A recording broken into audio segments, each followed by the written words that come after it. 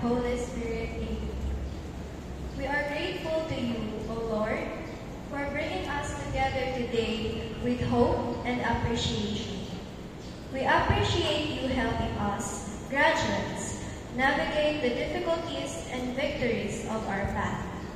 We pray that you would continue to grant us wisdom and strength as we stand on the precipice of fresh beginnings. Bless this occasion. May it recognize the commitment, tenacity, and diligence that have led us to this point. Give each of us, graduates, the love, bravery, and clarity we need as we embark on our future and prepare to leave our impact on the world.